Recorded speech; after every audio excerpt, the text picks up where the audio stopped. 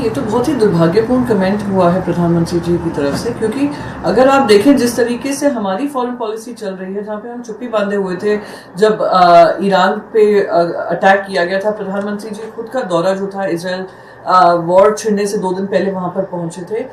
इसी साथ इतने दिनों तक हमने चुप्पी बांधे रखी जब मिडिल ईस्ट में अटैक्स हो रहे थे, तो ये हमारी देश की जनता को और जो लोग वहां पे रह रहे हैं उनको खतरे में पहुंचा रहा था, क्योंकि इंडिया की पॉलिसीज इम्पैक्ट किस तरीके से नेशंस भी बिहेव करते हैं जो इंडियन डायस्पोरा है उनके साथ। तो अब आकर जो प्रधानमंत्री जी आउटरीच कर रहे हैं, चाहे वो दूसरे देशों से हो, चाहे विपक्ष से हो, चाहे ऑल पार्टी मीटिंग रखकर हो, चाहे चीफ मिनिस्टर से हो, तो उसका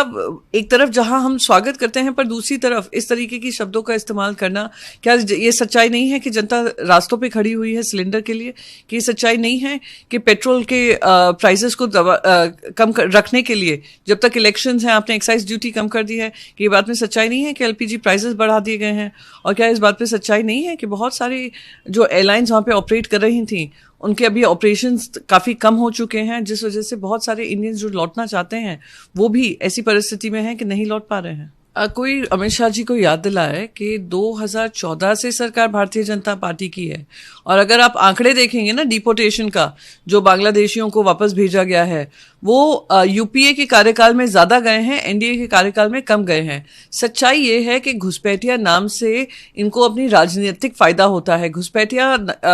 एजेंडा से इनको ये लगता है कि ध्रुवीकरण कर सकेंगे, घुसपैठिया राजनीति से इनको लगता है कि एक मुद्दा हमेशा ज्वलंत बनाए रखेंगे, जैसे अस वर्सेस आउटसाइडर्स करेंगे। तो ये तो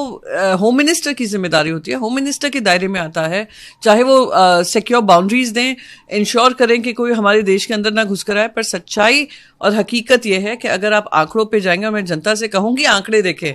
कि यूपीए के कार्यकाल में कितने लोगों को वापस भेजा गया था और बांग्लादेश में जो घुसपैठिए आए थे उनको वापस भेजा गया था, और उनका एनडीए के कार्यकाल में देख लेंगे तो आप देखेंगे किस तरीके से जो ये गृह मंत्री हैं जो इस तरीके की बयानबाजी कर रहे हैं, वो सबसे विफल